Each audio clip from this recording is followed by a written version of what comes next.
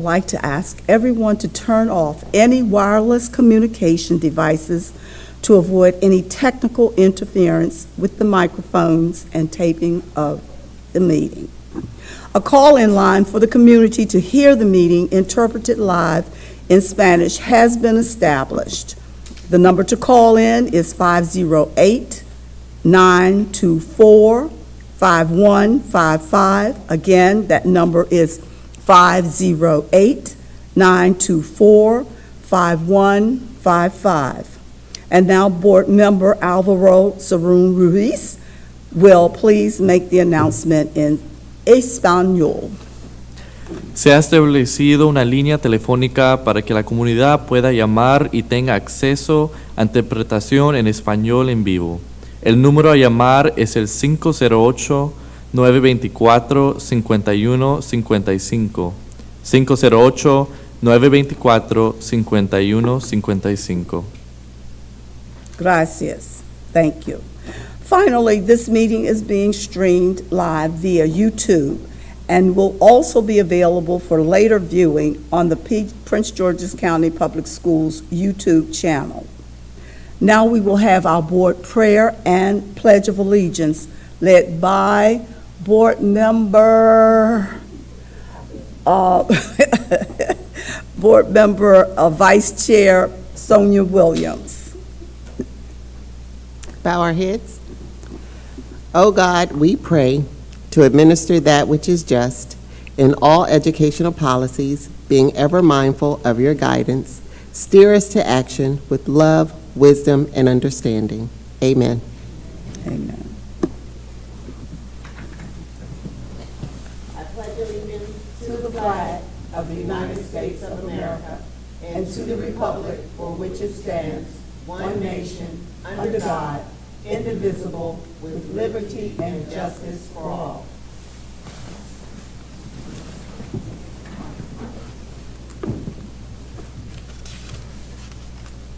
Now we will have the roll call. Ms. Guerrero, would you please call the roll? Yes, Madam Chair. Mrs. Adams Stafford. Turn your mic on or speak into your mic, please. Mrs. Adams Stafford. Ms. Boozer Strother. Present. Mr. Cerrone Ruiz. Here. Dr. Harris. Mrs. LaSalle Frazier. Here. Mrs. Mickens Murray. Present. Dr. Z. Miller. Present. Mr. Murray. Mr. Thomas. Mr. Valentine. Here. Mrs. Williams. Present. Dr. Miller. Present. Thank you. Now we will have an adoption, and we have a quorum. We will have adoption of the agenda for Excuse today, me? October 13th, 2020. Madam Chair, I just need to call one more name. Mrs. Adams Stafford. Present. Thank you. Thank Sorry you. about that.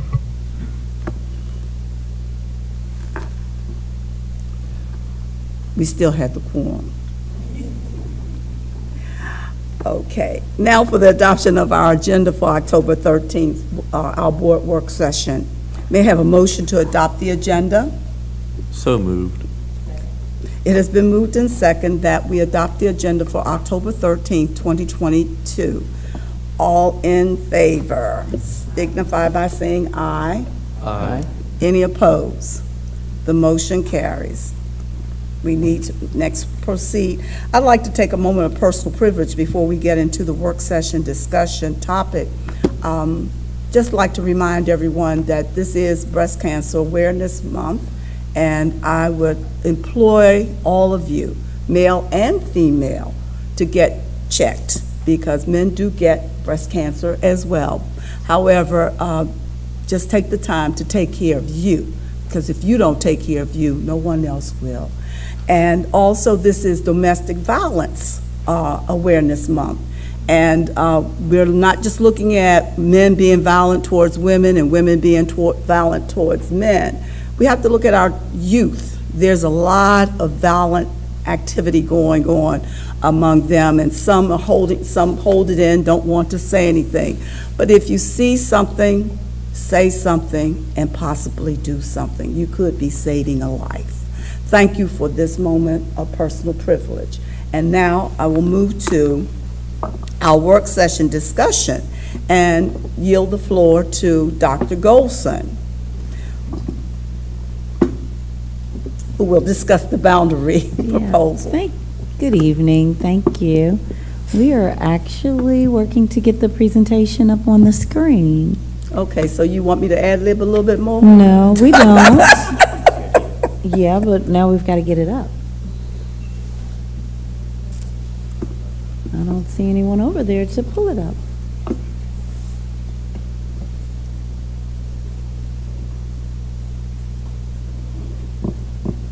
Well, one thing, our new projector is working very well these days. Yeah, I can see I'm a little shiny here.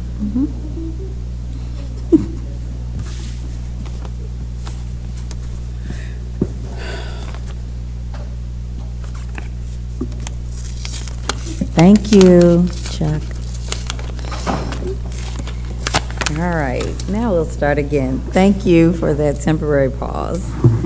Good afternoon. Today I bring you the Prince George's County Public School Comprehensive School Boundary Initiative proposal. I am joined this afternoon by Ms. Rihanna McCarter, who is the manager in pupil accounting and school boundaries, John Wooden, who is our planning and school boundary specialist, and the chief for the pupil accounting and school boundaries division, Dr. Doug Strader.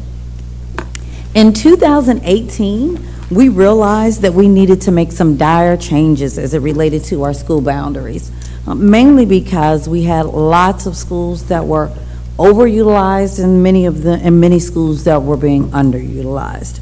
When I began my role as CEO, I shared this information with the Board of Education and its leadership, and in 2019, at the request of the Board of Education, we began the process of seeking a consultant who would assist us in conducting an impartial analysis of what we needed to do to reduce overcrowding in our schools and to assist with the expansion of new seats through our Blueprint for Schools, which is better known as the P3 or Public-Private Partnership.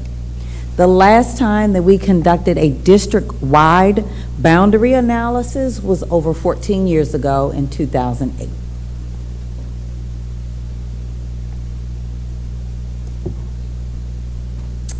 And it's going to advance at some point today.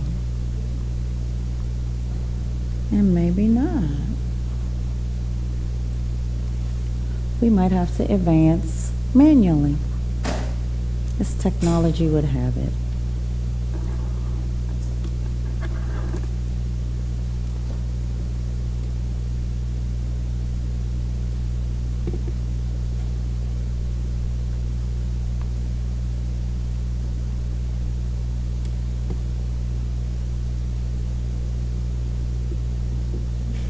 You want to advance it and see if it works? It does not. So we'll probably have to do it manually.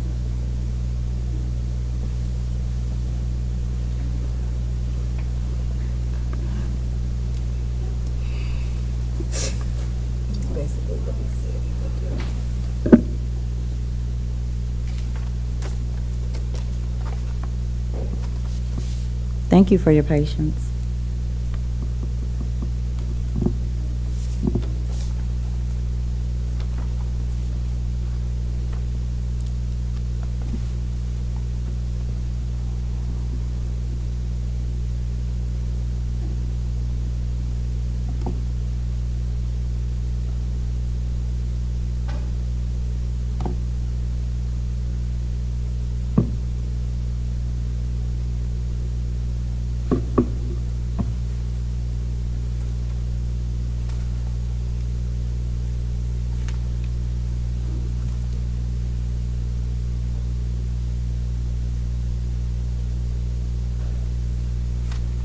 Thank you.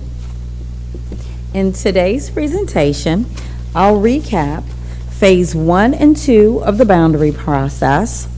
I'll review the scenarios that was recommended by our consultants and the Boundary Advisory Committee for us to use for next steps, and I'll also review anticipated areas of change for the next 3 years.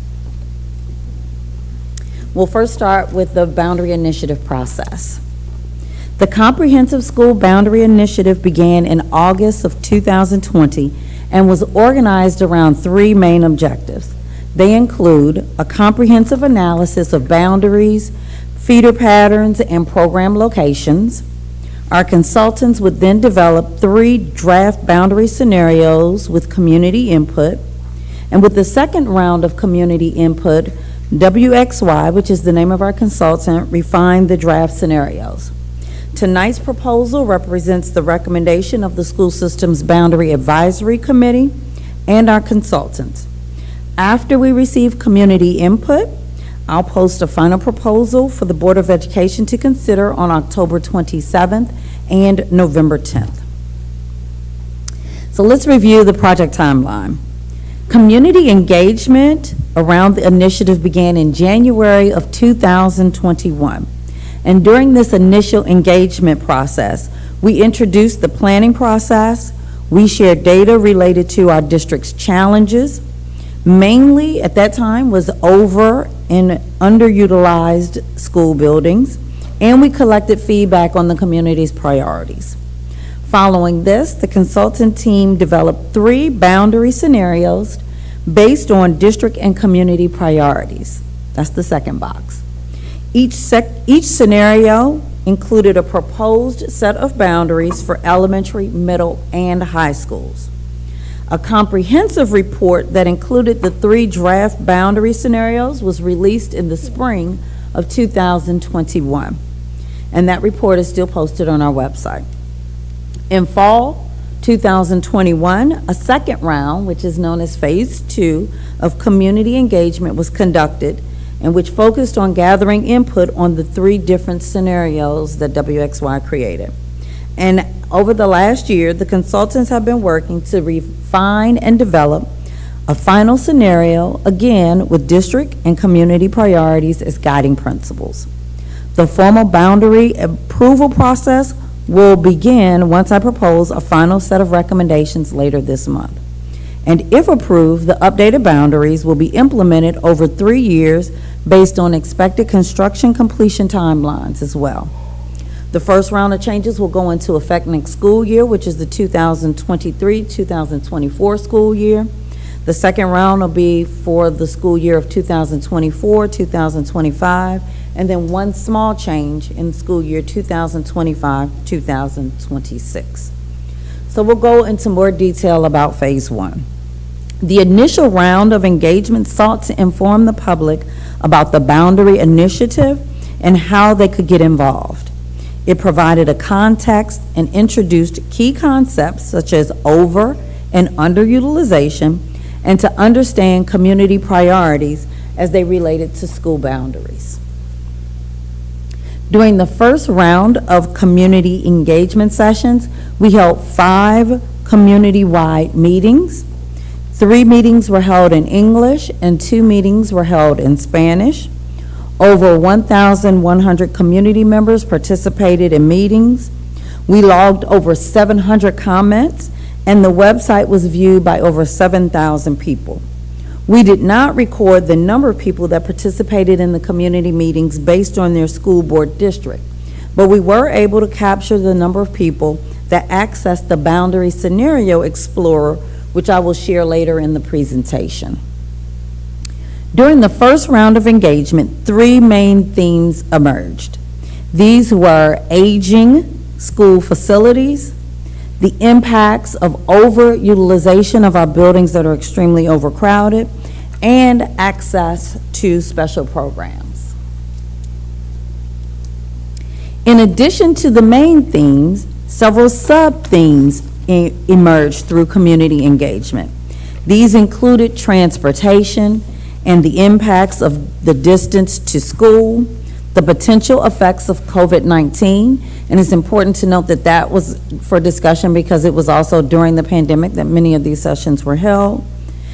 new housing developments, school quality, equity, safety and security, and language programs. Following the first round of engagement, as stated earlier, the consultant team produced a 119-page document, and it outlined the 3 different scenarios. This document is available in English and Spanish. They also introduced a more accessible document, which is the executive summary, which is abbreviated document. That document is 17 pages, and it's in English, Spanish, and French. Both documents are still available on our PGCPS website and can be accessed. 3 draft scenarios were developed using the community priorities identified during the first round of engagement and district priorities. Scenario 1 addressed utilization extremes and minimized impacts on students. Scenario 2 improved utilization as widely as possible. And Scenario 3 maximized students in new facilities and only addressed utilization in those schools impacted by the creation of 9 new schools. And at that time, we had not added Suitland High School to the list of new schools, and therefore Scenario 2 had not taken that into account. Now let's look at the second round of community engagement. We held 5 virtual community conversations during this round of engagement. During the community conversations, the consultant team presented the draft scenarios and facilitated questions and answers. Meeting participants were then able to share their priorities and ideas in small groups through facilitated breakout Zoom rooms. The facilitators captured their feedback for summary and review. The consultant team also developed an online tool that allowed our community members to search their home address to see how each of the draft scenarios would impact their school assignments. Over 4,500 unique users accessed the online tool to review the proposed changes in the different scenarios. This link still is functioning, and parents can still access that link, which I will post again later in the presentation. Community members were also invited to complete a feedback survey in direct response to the different boundary scenarios. The feedback survey was posted for 6 months, from June 2021 through December 2021, with 1,948 responses logged. The survey did not ask for participants' information about where they lived. Based on the feedback received from the close to 2,000 participants, the most significant percentage of respondents favored Scenario 2, as evidenced by the 33% that you see on the screen. And the largest share of respondents were dissatisfied with Scenario 1, as evidenced by the 35% on the screen. With the selection of Scenario 2, we're able to maintain and expand the number of students assigned to the school to which they can walk, favor not implementing a boundary change that would impact students who've already been subject to a potential boundary change, implement boundary changes that will reduce extreme or underutilized buildings, and we're able to assign elementary students to a single middle school where possible. Across both rounds of engagement, we held 10 community conversations, this is phase 1 and 2 combined, and directly engaged over 2,500 community members. Additionally, we received nearly 2,000 responses via the online survey I just shared, and the project website received over 13,000 views, and the online tool had 4,500 unique users. There were 3 key takeaways from our engagement with the community. Throughout this initiative and across all engagement, overutilization was seen as the greatest issue to address. And that's important because that's actually what prompted us to begin to work with the consultant with the direction of the request from the Board of Education. The engagement findings across the community conversations, polling, and survey responses all point to Scenario 2 as the preferred scenario to pursue, and community members continue to express concerns about new home developments, school quality, and the distance to school, based on where they will be assigned for school boundaries. Now, let's look at the final scenario selection. To select the final scenario, Prince George's County Public Schools and the consultant team went through the following process.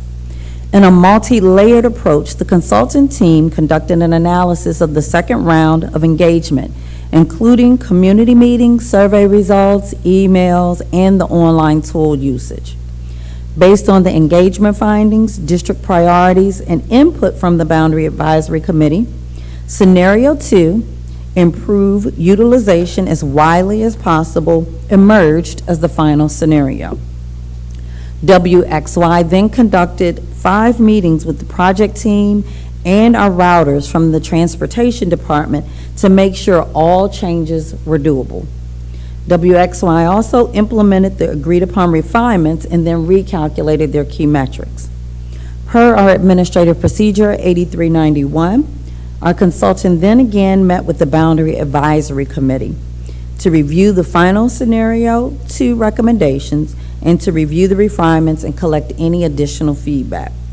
During this process is when it was recommended that we focus on just elementary and middle schools first and high schools after we were able to implement the elementary and school boundary changes.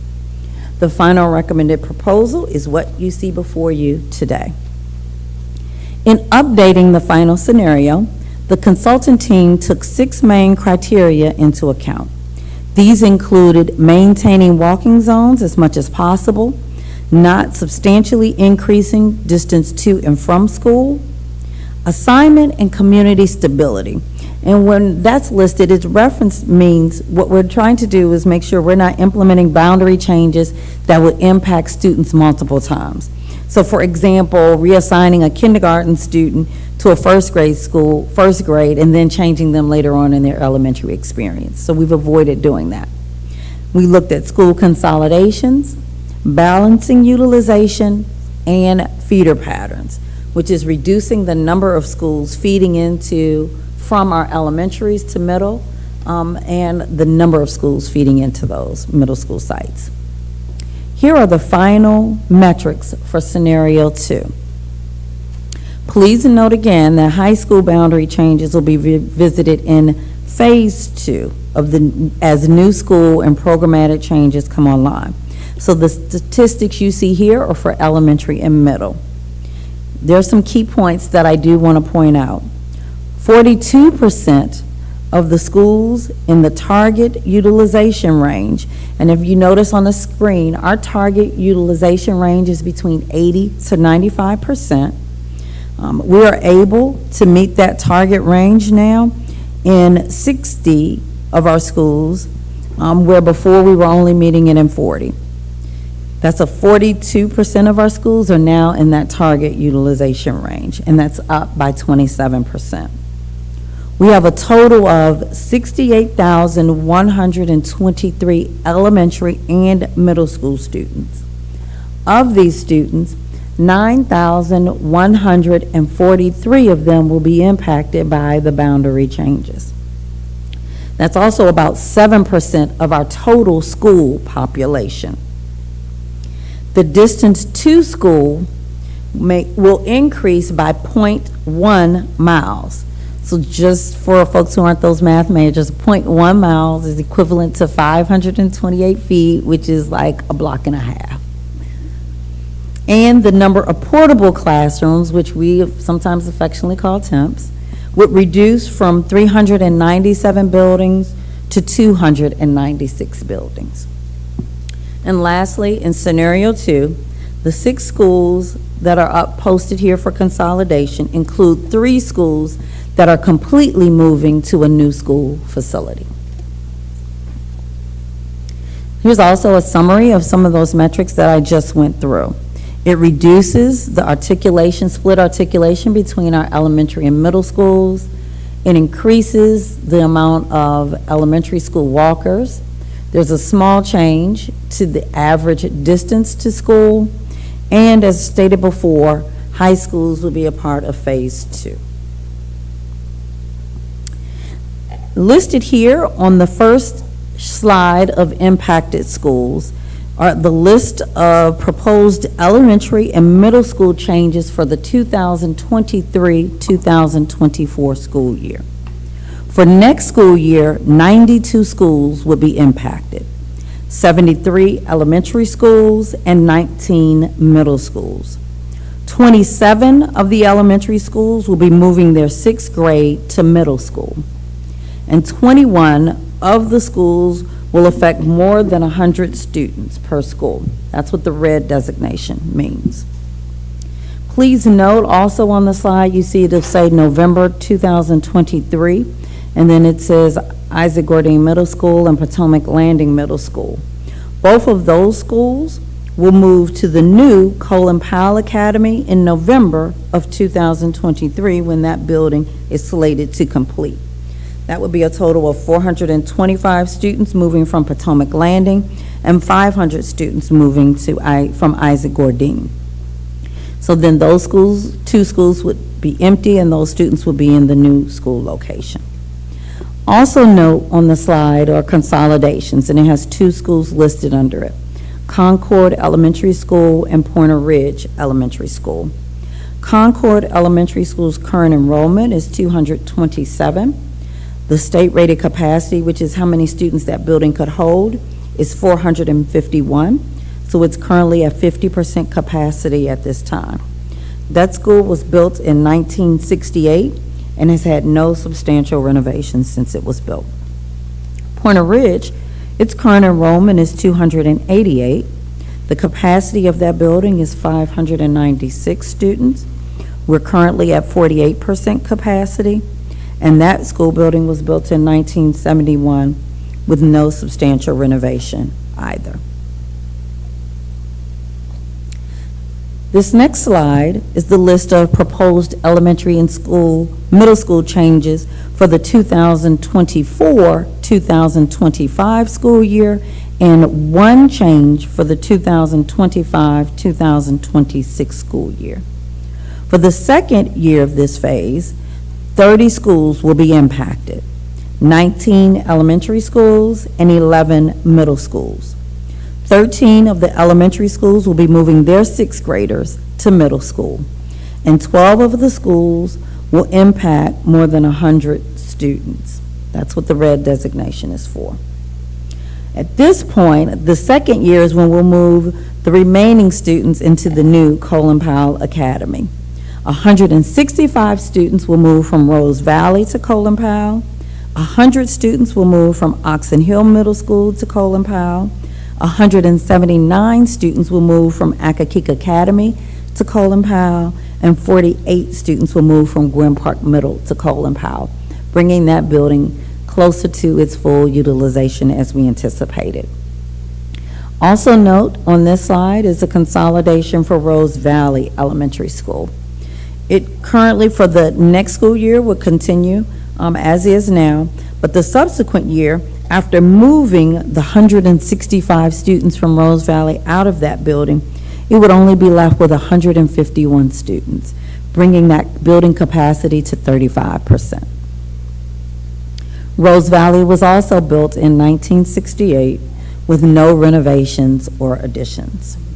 At the conclusion of the 2-year phase, all 6th graders will be in middle school.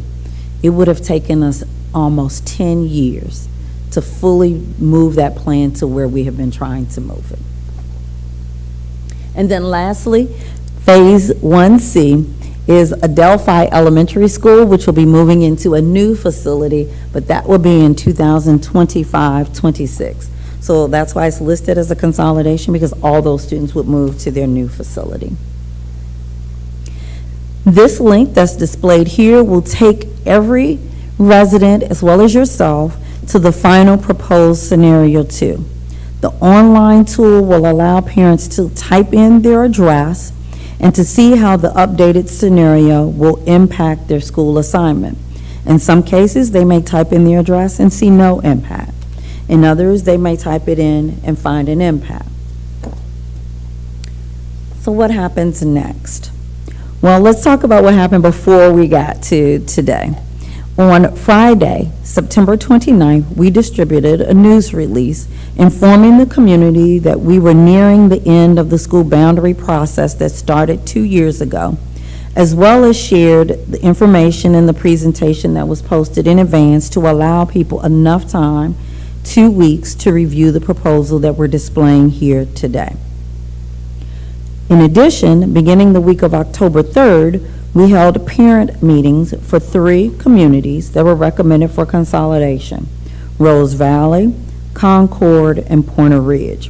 We shared information about the boundary process, also in our PGCPS weekly newsletter for our community members as well as our employees.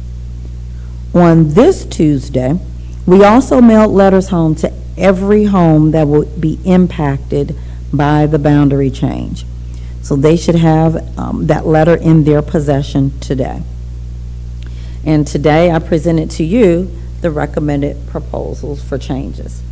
The next step is that on October 20th and October 25th, we will hear from our community about how they feel about the recommendations that have been presented to you tonight and that they've had an opportunity to review.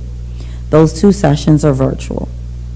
On October 27th, we will post a revised proposal based on community input if needed, and give our community members and alert them again to go back and review that presentation. We will then present again on November 10th with what all the community input and our recommended changes will be, and then it'll be on second reader for November 10th. On November 11th, while that date is not listed here, is when we begin the additional hard work. There'll be news releases, parent letters, staff letters, updated website information, and then we begin the transition planning and support process. I appreciate your time this afternoon and look forward to your questions. Thank you. Thank you, Dr. Golson, for that comprehensive report on the boundary changes. And I'd like to also thank the team that has presented to each board member the proposed changes. So this was nothing new to us. We've been met with by each district, I should say, has met with the CEO and the team. And I have to say, and the team, because it's not just the CEO making independent decisions. It has been a collaborative. And I thank you, Dr. Golson, and all those who have worked collaboratively with you. With that, we will now entertain questions or comments from the board members. The first round, you will be allowed 5 minutes, and the second round, 3 minutes. I don't see any lights. Oh, now I see them. They're all on, everybody. So I will begin with Dr. Zipporah Miller.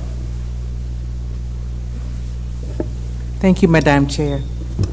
Dr. Golson, thank you so much for the comprehensive report. And being a new board member, I really appreciate the fact that you went through the process from when you started so I could understand how you went through in making this decision and just looking at the many aspects in which you engaged the community. So it was really appreciated that you went through the process. That said, I do have some questions because one of the schools in my district is being impacted. And the first question was about the capacity, and you did answer that in terms of the capacity and the enrollment. We also want to look at this other schools in Bowie, Northview, Woodmore, and then Perrywood is not quite in Bowie. What is their current enrollment and what is the capacity? So the reason for asking this is as you consider consolidating Pointer Ridge, would that bring those 3 schools over capacity? Yep, thank you for that question. So let me go through where we are for 2022. And I do want to make a note that while we're talking about what the enrollment is for 2022, our team looks at enrollment trend data for the past 10 years, and they work with Maryland National Park and Planning Commission around the next 10. So when we're looking at enrollments, while we're talking about this number for today, we have looked at the growth, projected growth for the future as well. So for Northview Elementary School, our current enrollment is at 572. That's state-rated capacity. So when we say SRC or state-rated capacity, that's how many students are anticipated that we could hold in that building, are 797. So that means their building utilization right now is at 72%. Perrywood Elementary School, their current enrollment is at 551. Their building capacity is 800, and their building utilization is at 69%. And then Woodmore Elementary, their current enrollment is at 459. Their building capacity is 570, and they're at 81% capacity. Thank you. I still have time, right? Yes, you Okay. have 2 minutes left. So, transportation, in consolidating the schools, the students who are currently walking to Pointer Ridge, how will this impact transportation? Would it create a strain on transportation? Because now you're going to have to transport them to other schools. Excellent question. I had the same question when I went through with WXY for this scenario. So currently, Pointer Ridge has 4 bus routes, and then they have 150 walkers. So this is an example where nothing works in isolation. This is where the systemic view is so important. Concord Elementary School, which is also another school for consolidation, has 6 bus routes. And their students that walk will not have to get on transportation. Their school that we're recommending they go to will be Francis Scott Key, which is not too far, so they can continue to walk. So when you begin to look at what happens with transportation, it begins to offset based on the Concord consolidation. And so that will release between 2 to 3 bus routes that would help to transport the students from Pointer Ridge to their Northview site. So you can't look at it in isolation. Okay. Okay. The other question has to do with new developments. There is a development, South Lake. How will the creation of that community impact their enrollment at Pointer Ridge? Thank you for that question, too. We all had those same kinds of questions, and our Boundary Advisory Committee did as well. So let me give a little bit of overview about South Lake and then do it in relation to where we are as a whole county community. So South Lake is a new community on 301, and it is expected to have a total of 1,360 dwellings in that community. And that's between 8 to 12 years for that full build-out. So based on Maryland National Park and Planning's look at data, they anticipate at the elementary level it will yield about 107 students. Now I know someone's like, oh my gosh, how is that even possible? But let me put it in a context. Beech Tree, which was the largest development in the county over the last 20 years, has 2,100 home dwellings. 752 students live there, but only a very small percentage of those students attend PGCPS schools. Matter of fact, the elementary school that our students would attend from Beech Tree is Patuxent Elementary School. They only had an increase of 40 students since 2012. So when we look at our community dwellings, we worked with Maryland National Park and Planning to look to see what that number would be. And we have a list of lots of community dwellings throughout Prince George's County because that's their work.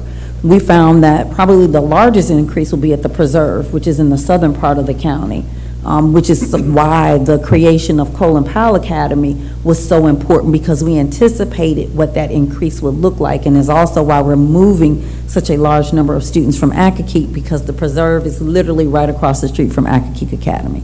So we took all of that into consideration. So while it's advantageous for a builder to say, yeah, we're going to produce this number of kids, we actually focus on using the data provided by Maryland National Park and Planning.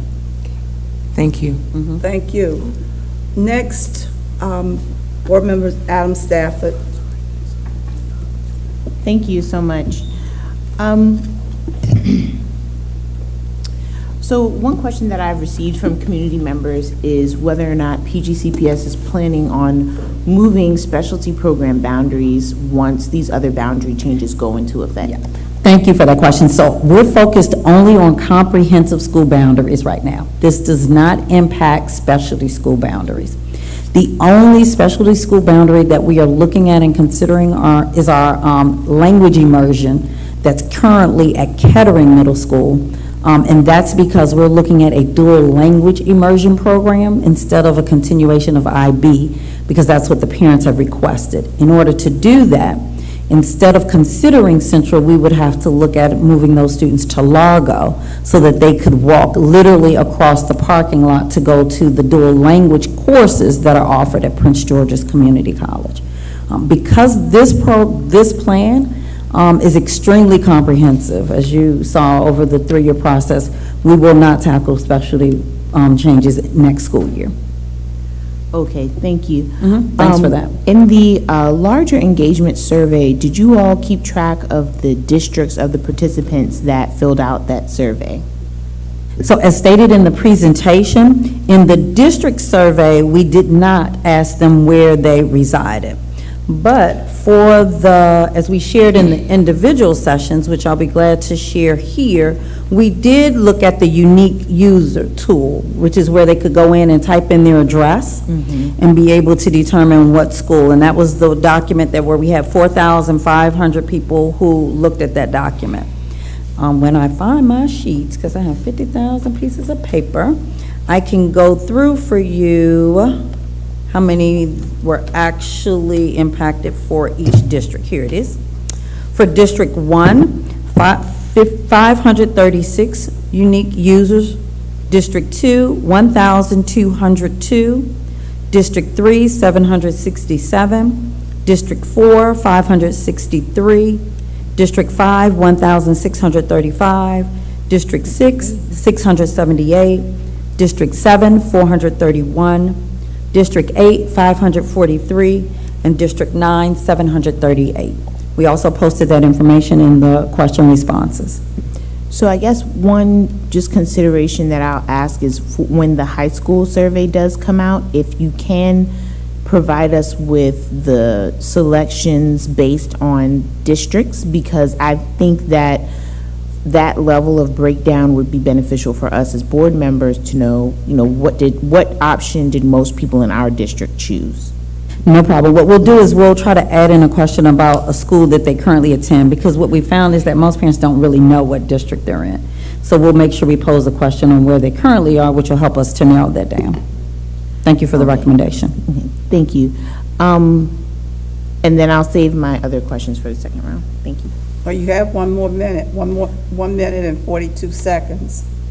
Well, I guess my question was in regards to parks and planning, specifically around a planned development on 450 that would impact, I believe, Glendale Elementary School. So this is units, they're trying to remove, I believe, Frank's Nursery. They're having some planning meetings for this now. So I just wanted to know if that had been taken into account, because I know that school has been over-enrolled. And just trying to generally understand, how can citizens be a part of discussions with parks and planning in the school district? Because I think that is a major source of anxiety for citizens as they see new developments happening and they know that their school is the current state of their school. Yeah. So thank you for that question. Do you happen to know the name of the community? Because I actually have the list of them here.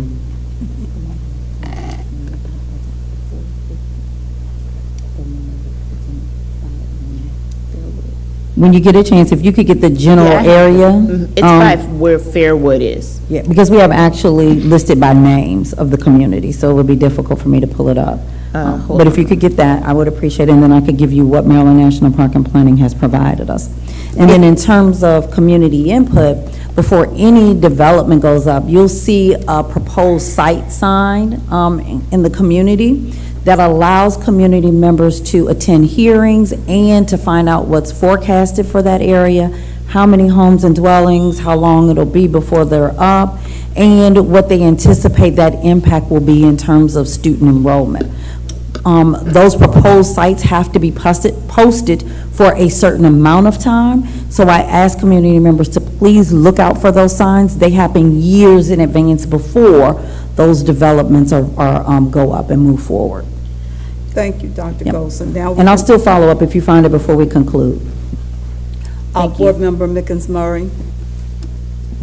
Thank you. Thank you, Madam Chair. Dr. Golson, I appreciate this super comprehensive report, and I also appreciate the work that when you guys met with each of us individually, I appreciated that as well.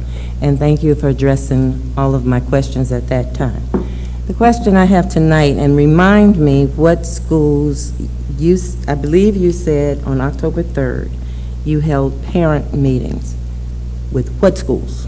I missed that piece. Concord Okay. Elementary, Rose Valley Elementary, and Pointer Ridge Elementary. And those Okay. are the three schools that are considered or up for proposal consolidation. Right, and I appreciate that because my focus has been on Concord in the absence of a District 6 board member at this time. Second, my question is with Francis Scott Key, you said that the Concord students will have more walkers. Did I understand that? So the current Concord walkers, instead of going to Concord, they'll walk to Francis Scott Key. It doesn't increase the walk substantially. It's about an additional block. Okay, but that's not my question. I thought I understood you to say that the system would realize some savings on bus routes. So that made me believe that more that is- students would be walking. So Concord students are going to 3 other locations. Okay, Yep, they're going to, and I'm going to share the same information I shared with Dr. Miller with you for Concord. They'll be moving to Doswelly Brooks, Francis Scott Key, and John Bank. okay. So yes, we will utilize an opportunity to combine routes and allow students to get on some of the existing routes for those other 3 schools. And those walkers, we won't have to worry about absorbing in the transportation because they'll continue to walk. Okay, I agree. Thank So, you. Do Yeah. you want the utilization for those 3 schools, or you're fine? I think you gave me that, so I'm okay Okay. with that. With the parents, and I think my concern is mostly what parents understand at what moment in time. And I recognize that we all don't read when we should, we all don't pay attention when we're told. When you send things to our houses, we sometimes lay it on the side and we don't pay attention. And I think what I'm thinking about is how, as a board member, can I help you to speak to the community to help them understand the thought that has gone into this process, the planning that has gone into this process, and also the help that you've gotten from consultants, which means the professional contributions are there. So all the data is there for parents to understand, so that when you roll this out later part of October, November, and you get to the final, how can we help? Yep. Thank you for that question. So we first started, the first help was the parent community meetings that we had with them last week. That was key, because what we didn't want them to do is to hear it tonight, or not be attuned tonight and not know that this conversation could potentially impact them. The other benefit of that is that we were able to capture many of their questions. So what will happen is that we'll create frequently asked questions and answers that will be posted on their website for them to review and go back and see. We'll have 2 public hearings where many of those parents, I am sure, will come out to speak and share their thoughts. We'll be able to understand what they know, what we need to go back and retweet.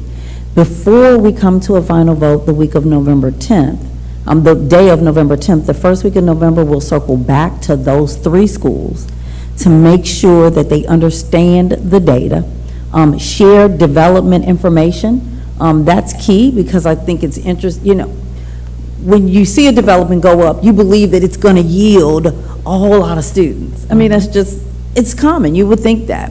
I believe that same thing for Beechtree until I looked at the total number of students that it yielded. And while 700 students is a lot, most of them don't go to their neighborhood school. They end up going to some of our specialty schools. And so when Maryland National Park and Planning looked at those numbers, that's how they were able to yield that 107 that will come out of South Lake. So we'll have those conversations with them. So we're going to circle back to them again in November, hopefully to clarify any misconceptions. And I think your presence would definitely be appreciated. Okay, and then finally, because I'm winding down with that clock, the students that are going to 6th grade, are all the parents aware of that? Yeah, so that's a great question.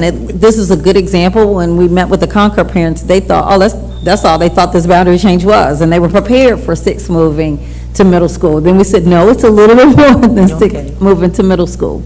We've had conversations about 6th grade to middle school for a very long time.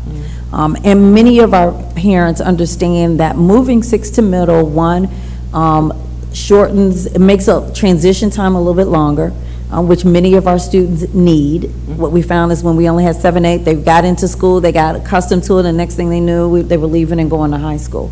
But most importantly, it provided a lot of more academic resources and courses. They were able to begin earning their high school credit in middle school because we're able to provide so many more offerings. Okay, I thank you, appreciate it. Thanks, Madam Chair. Thank you, Board Member. And Board Member Mickens-Murray, if we can be of assistance to you, because what has happened in District 6, there's the vacancy, and many parents don't realize that you are sitting in for that. So if there's some way we can send out a communication with your signature or notification to parents that you're working with this issue as their representative, I think that will be very helpful. Next, Vice Chair Williams. Thank you, Madam Chair. Thank you. A lot of my questions have been asked, but I just want to go into a little bit more detail or maybe ask a more clarifying question. The first one is around how housing development impacts schools across the district. Depending on where you are, your house may be in a certain income bracket. You may not have children.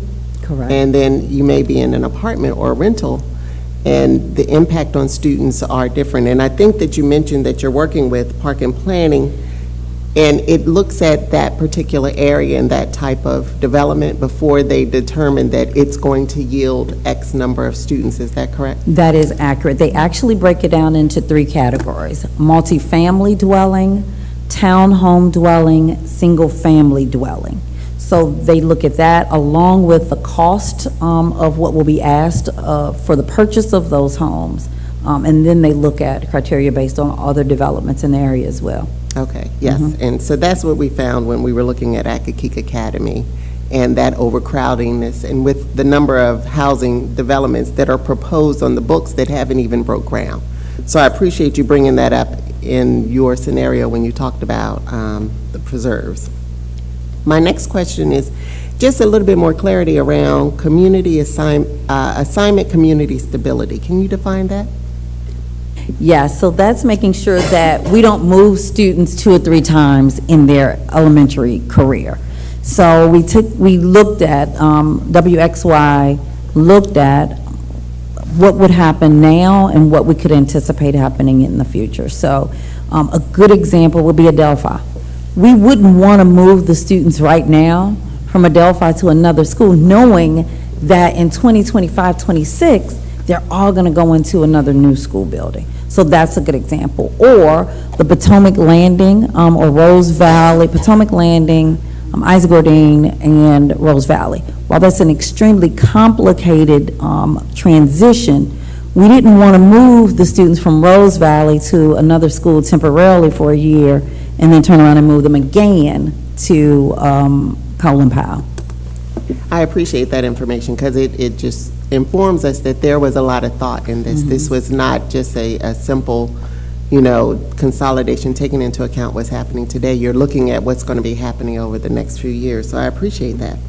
My other question that was sort of touched on is the impact of bus usage as a result of this. Are we seeing a reduction of bus usage overall, or are we just pretty much stable with what we have? Even with the increase of 500 walkers, we won't see a decrease in our routes, because remember what we're also faced with is that we have a number of routes right now where we don't have drivers. Right. So what this will do is help to begin to start to close that gap. But it's so important for us to keep in mind, no, it's not going to solve the issue because we still have to continually hire on rotation to fill those vacancies and to take into account retirement or moving to another location and taking another job. So it will help a little, but honestly, it won't make a substantial change where we can say, "Ooh, this change really helped us." Right. It won't hurt us, but it won't substantially hurt us. Right, and I Help think us. this consolidation, the look at the boundary consolidation has taken into account a number of other things, not just bodies and seats. And so I appreciate that, and I'm hearing it in the conversation. You talked about Colin Powell and opening after, in November. Are we talking about after Thanksgiving so we can use that transition to prepare? Or what's the time frame for that, if you know? I want to say Colin Powell will be open November 8th or 9th. So what we'll do is use the Thanksgiving break to make sure that the teachers have an opportunity. Typically, our school calendar allows Monday and Tuesday for school, and then students are out that Wednesday, Thursday, Friday. What we would do is petition that Monday and Tuesday for that community would be virtual, which would allow teachers the opportunity to package their materials, and then we would have our building services staff to move their, their materials to the new building.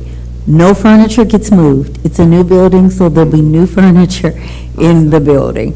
So that when our students return after Thanksgiving, they would transition to the new Colin Powell Academy location. Right, and that's great because part of the community is coming literally down the street. You know, I think less than a half a mile down the Correct. street. It's the other group from Isaac Corteen. That is accurate. And I have a second round when it's. Okay, in the second round. Next is Board Member Valentine. Yes, Board Member Valentine. I just wanted to throw something out. Vice Chair Williams is my representative for District 9, so we went through that. But you mentioned, Dr. Golson, about specialty schools not being addressed at this time.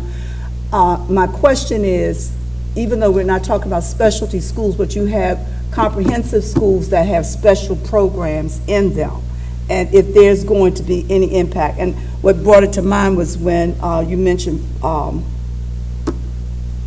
Rose Valley. no, Oh. the middle school, when we're talking about Concord, what's the middle school, the school that has the special CSEP program in it? That's a, So, good, but this is important. I get your question, so let me reiterate. So, we have separate boundaries for specialty programs and for special education. So it is not, we will not. Francis Scott Key. Francis Scott Key. So we will not tackle special education programs. Okay. The only program that gets impacted from this is our special program that's part of the consolidation for, I think it's Rose Valley, and those students are going to Samuel Chase. Okay, thank you. Yep, the CRI students will be going to Samuel Chase. Thank you. That just, I had to write that down. Board Member Valentine.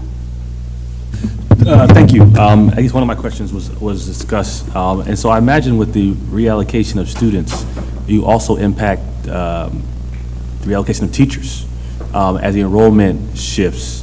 So what will be the overall impact? And if so, I mean, as we're doing it, is there a way to prioritize and to really get to a lot of the questions around equity that we talk about, of making sure that we have those teachers who have the most experience around the students who have the most needs?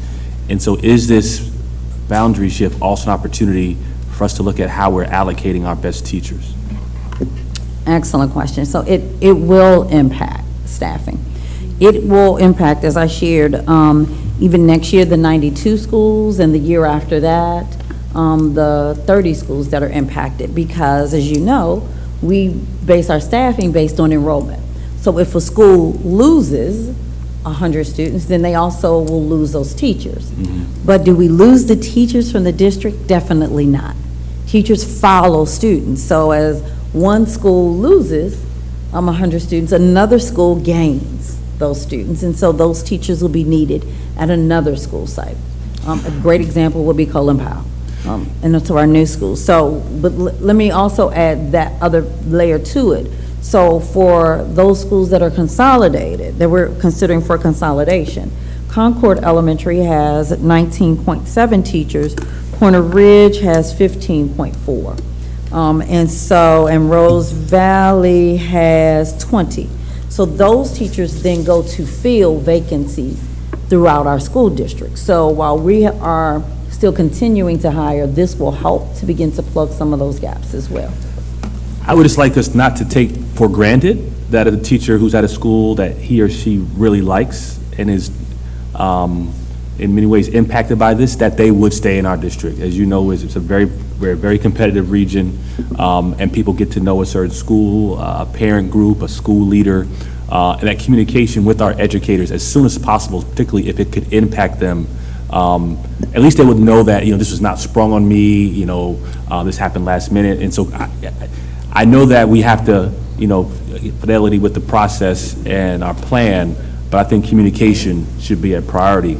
My second question is... And I do want to just say, while I did mention that for the 3 schools, we had a community meeting, we had a meeting with staff first.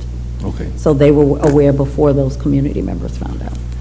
The second question, and I'm not sure how this would impact elementary, middle, and I imagine probably more so high school students, is sort of this potential to separate siblings, if possible. So if you have a student who's at a certain high school or a middle school, and then their younger sibling is impacted by this, is there something in the plan that would ensure sort of a sibling connection to grandfather siblings through, assuming they're still at that school when they're enrolling in that school? Does that make sense? So that's a good question. So siblings are based on their home dwelling. So this boundary change is impact based on home dwelling. So if the 2 students are at 2 different schools, they're only right now at those different schools because one might be in a specialty program and one might be in their boundary. That won't change. If that child is still in that specialty program, when we make this boundary change, they're going to remain at that specialty program. So let me give another scenario. Say a student is a freshman at, say, Friendly High School, and it's in a potential plan that students who are coming up through there would be zoned for another high school. Would that child be moved from Friendly to the new high school, or would their sibling be allowed to go to Friendly as they already are, even though that could potentially be impacted by the address? Great question. So this is a reminder to everyone, we're only doing elementary and middle in this phase. So we wouldn't have the scenario right now where a student would want to continue at the same high school piece.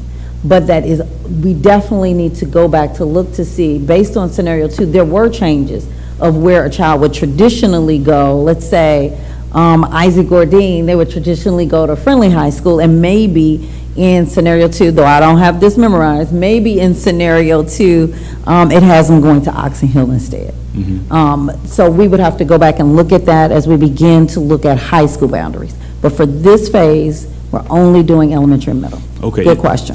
I appreciate it. So again, I'm a parent of 2, and we're always thinking about, how that would impact. I imagine other families, and oftentimes we get a lot of our questions around exceptions, and it's often, can we keep the 2 children together for logistics, for socialization and the like? So just really important for us to keep that in mind. Thank you. So I do want to add, if you're in a household and your child's in the 2nd grade right now and the other one's in the 4th, and next year your home dwelling is no longer Fort Washington Forest Elementary School, it's Oxon Hill Elementary School, both students will go to Oxon Hill Elementary School, so they'll both be together because they'll be going to 3rd and then 5th.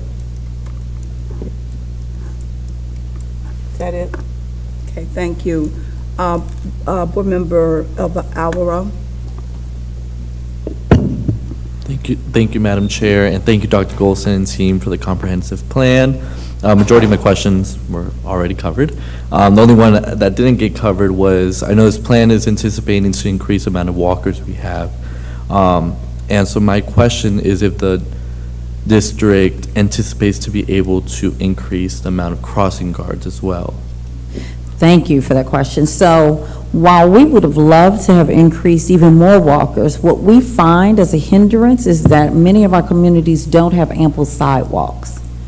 So that was so key for WXY. That's why they met with transportation 5 times. Because sometimes what they thought, oh, a child could just walk, when they met with transportation's like, nope, they cannot, because there's no sidewalk there. So we have to work together as a county if we really want to increase the number of students that are walking, which would ultimately help our transportation situation. What is key, though, is that crossing guards fall under our Prince George's County Police Department. They do have additional funds and allocation. The county did give them additional funds. They're having a hard time filling those positions. So if we know of anyone who is interested in serving in a seasonal, meaning school year job in the morning and afternoon, and when it's really bad outside, we're going to close, to help out in crossing guard, we truly appreciate it. All right, thank you. Is that it? Okay. Next, Board Member Boozer Strother. Yeah, thank you so much, Chair Miller. Thank you, Dr. Goldson and team, for the excellent work. I wanted to focus on the outside classrooms, the temps. This plan, of course, has a lot of great news for District 3, and it's the realization of the overcrowding relief plan that we, as a board, voted on a few years ago. So there's, but with that, we're going to have these, what some people consider blight in the community of these buildings. And there are some buildings in the district, and I'll use, since we're using some examples, I'll use Thomas Stone Elementary. There's now some competing needs. We've used Thomas Stone Elementary's buildings for swing space. Is that competing need going to delay the removal of these buildings? So that would be one question. And the promise, I want to make sure I'm not over-promising the day that these buildings will be removed. And many of them are not suitable for use today, which we know. And then there's also some creative uses, say a school ground such as Ridgecrest Elementary has been able to turn one into the parent center for community schools, which is a great use, but again, it's up against some community demands of not seeing these buildings anymore, because it's a reminder of the planning and, you know, the issues that we are now finally confronting. So that's one of my questions. Yes, so our goal is to remove our temporary buildings, with the exception of one which is a modular unit, which we have been conversing about already, in anticipation of the second tranche of P3 schools and the need to look at swing space now, even though we know that that is 2 to 3 years out. So we just installed that modular unit at Robert Goddard, and we have no intention of removing that yet, because we still are in the building phase. But in our traditional schools, where we will see a reduction in the number of students there, a great example would be Buck Lodge, where we have maxed out on the number of temps. This change will help to reduce the enrollment and get rid of some of those temporaries, yes. Okay, great, thank you. And I did want to also just follow up with my colleague Alvaro Serrano Ruiz on the walking and the sidewalks, and that this is a big issue for us and for the county. And I know that, you know, through the Climate Change Action Plan and other initiatives, and also with the new state legislation, that we could elevate that issue and hopefully all work together on these sidewalk issues, because I see that firsthand as well, and I know there are many communities that want to work with us. So I think we see some good opportunity in this as well around advancing some other long-term needs. So thank you. I just want to inject, I've heard sidewalks being mentioned. It is incumbent upon us to inform our constituents that calls to our county council representatives, because they are the ones that are responsible for the planning and DP, I don't want to call the wrong name, but anyway, it is our county council. And I have seen some improvement. I can only speak for my district, but around the county, where sidewalks are being placed in some of the once rural type areas. But if you have for instance, Dr. Miller, there's been a lot of construction right over at James Madison to put sidewalks up, and over on Temple Hills Road. So I can tell you about South County. I can't tell you much about North County, but you know who your representatives are. And my suggestion is that you put phone calls in to them on behalf of your constituents. And I thank you all for letting me interrupt again. Now, Board Member Madeline LaSalle Frazier, please. Thank you, Madam Chair. Thank you so much for all the information that you have given, and almost all my questions have been answered. And as a matter of fact, now listening to the new information, something that came to my thought process is how did we, when we're doing our projections, how are we taking into account our residents that are in multiple occupancy housing? I know that the situation is that a lot of our families live double up, and I'm wondering how do we do our projections for that? Yep, thank you for that question. So even though we are working with Maryland National Park and planning around projections, they also glean important key data entry points from us. They look at our own projections based on what we look at. They look at the number of dwellings where we have shared housing, the number of applications we have, and the area of where we have those shared housing areas. So they get like what we call a heat map that shows that and looks at that data to take into consideration as well. Yeah, thank you for that question. Is that it? Okay. Well, we're ready for the second round then. Board Member, Vice Chair Williams. Thank you. My next question is around boundary maps. We now can go in and put in our address and see where we are, but it's very beneficial for me as a board member to see what those boundaries look like on a map. And so I was wondering, are we able to see that on the website, and how do we do that? It's actually still there. What we can do is post the link. So we have two links. There is a link now that takes you specifically to the scenario 2 boundary. There's also a way that you can hone in. It's almost like what you're getting is a Google view, but then you can hone in to get all the way down. And I utilized that tool when I went through school by school what those changes were. So we'll make sure we provide that link to you and also publish it for families to see the boundary for that school as well. Because the questions that come up are around, it's really around what happens when you get into the high school scenario. And there have been some conversations around, well, now my child will go to a different school, but we're not even changing those boundaries now. So I think it's important that the parents see the current and the future over time. And so if we could do that. And it's also important to know all that information is still posted in our book that we still have on our website that has all 3 scenarios, and the scenario 2 is still elementary, middle, and high posted on the website. Right. Yeah. Some, I guess, families have the misconception that when you change the middle school boundary, then whatever school feeds into the next high school from that middle school, they believe that continues on. It's more related to your address and not necessarily the middle school that you go to, or even the elementary. That is correct. To get into high school. And the one thing that I think is going to be good is that the students that are currently in high school now, by the time we get into the review and change for high schools, they'll be out. Correct. So the kids that are currently undergoing these changes, they will be the ones mostly impacted. And so speaking of the out years, and this is a complex implementation over time, and so is there a plan to inform those parents that are impacted today?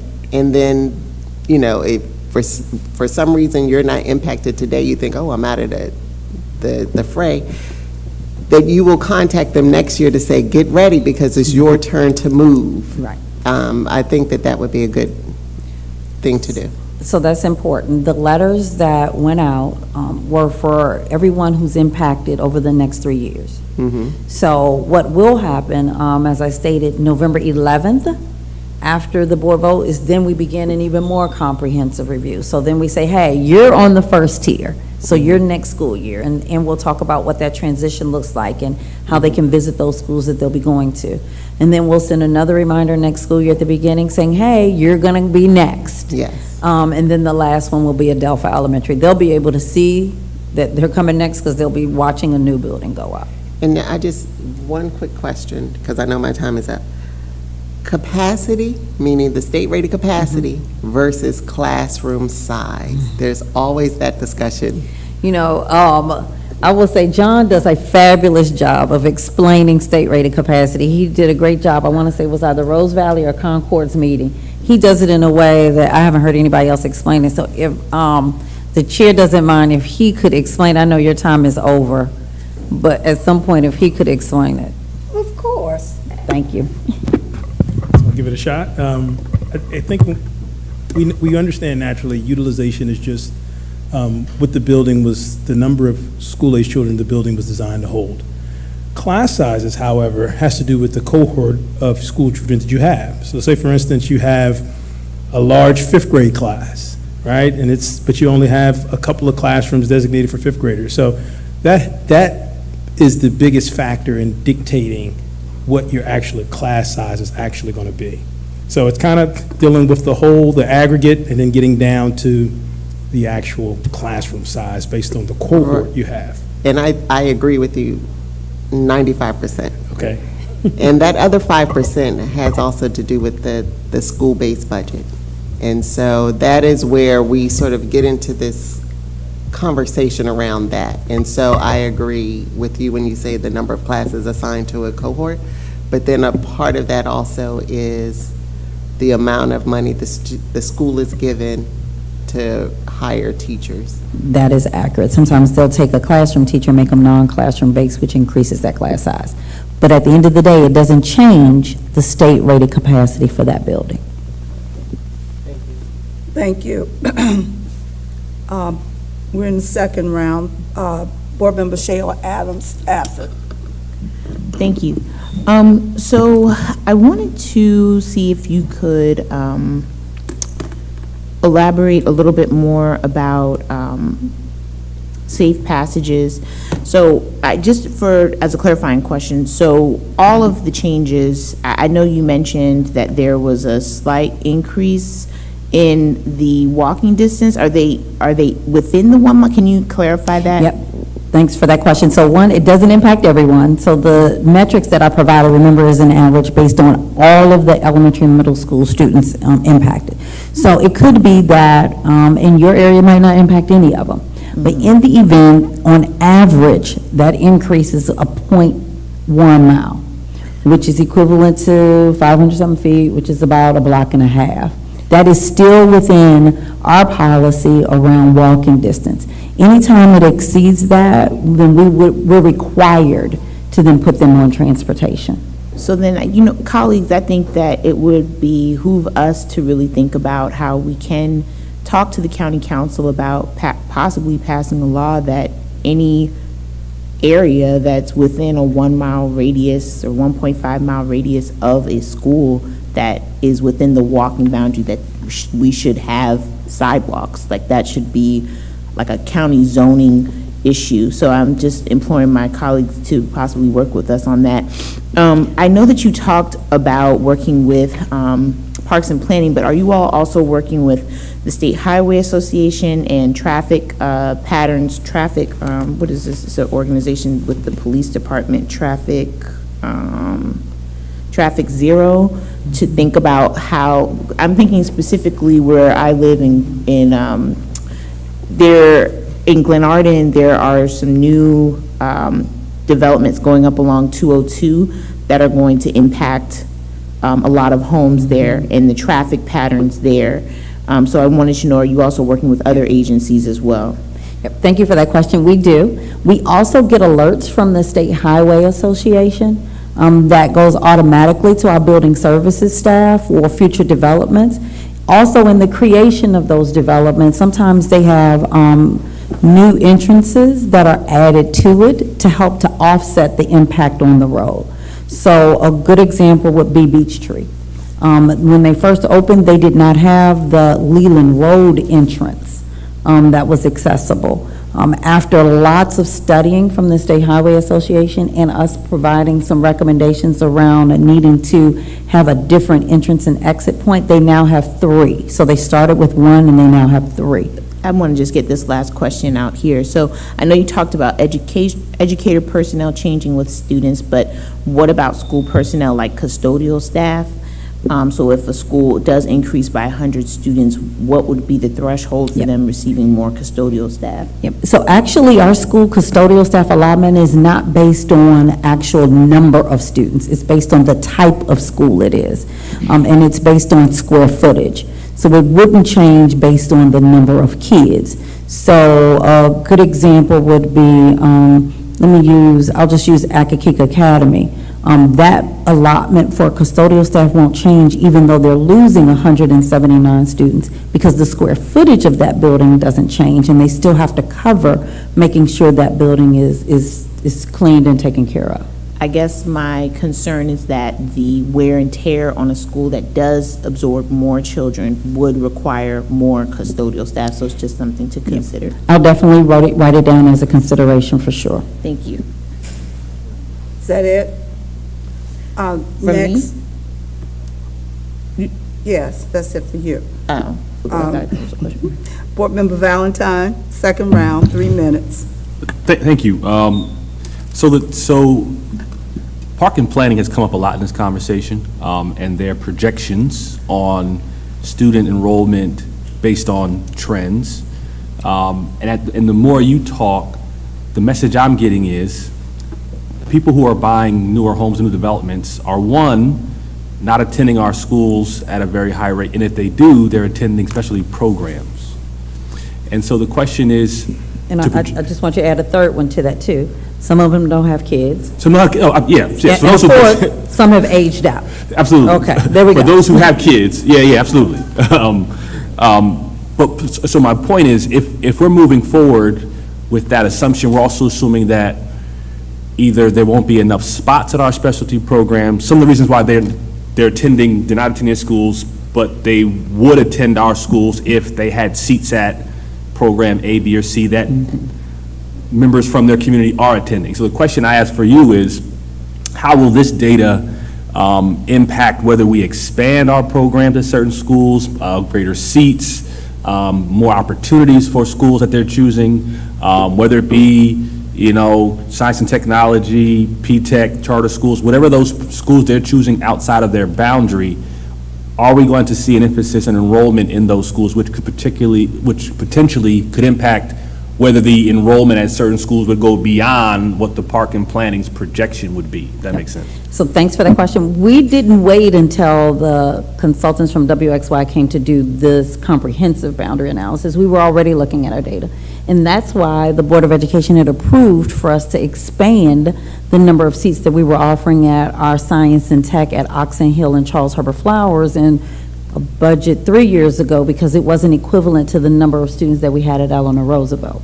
It's also why we continue with the expansion of the language immersion program past elementary and now have it at the middle school level, and will then continue it at the high school level. So we were already looking at ways to continue to attract and to keep our students based on our specialty school programs. Yep. And so that's my last question. So where are we seeing, particularly just the enrollment at those specialty programs, are we still seeing a number of students who are on waiting lists, or are we sort of at capacity, particularly as it relates to these specialty programs? What I could see, we could potentially have enrollment increase in these new developments where their predecessors have chosen to send their kids. So this is important. We designed our science and technology program to have a waiting list.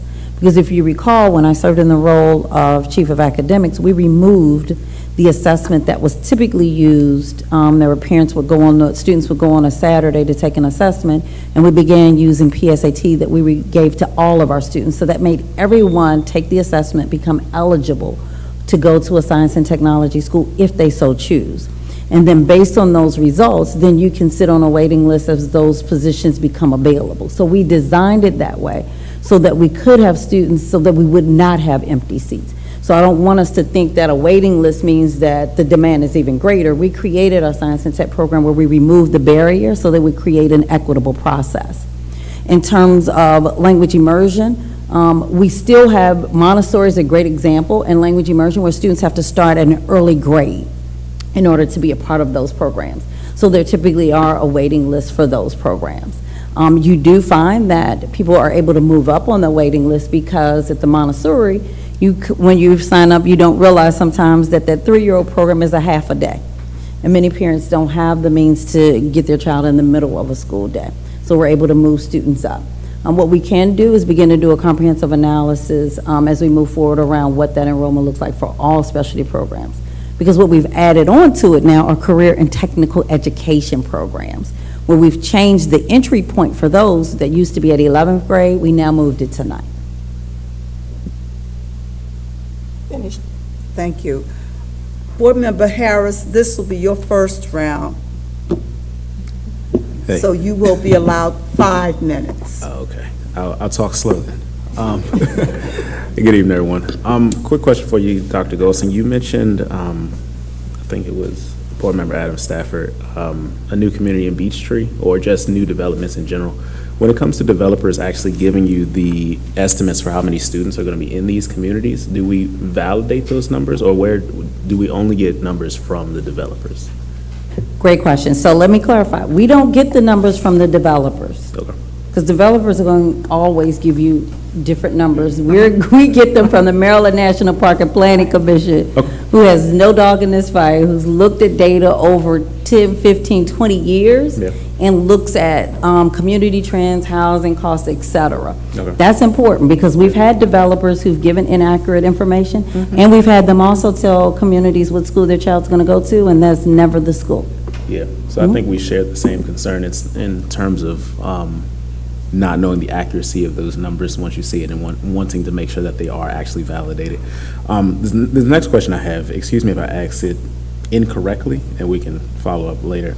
So when it comes to different districts, how were highly populated areas like an apartment complex in District 7 compared to areas with a little more space between them? Like, I'm gonna pick on District 9 here, like with a little more space between, with housing developments and things like that.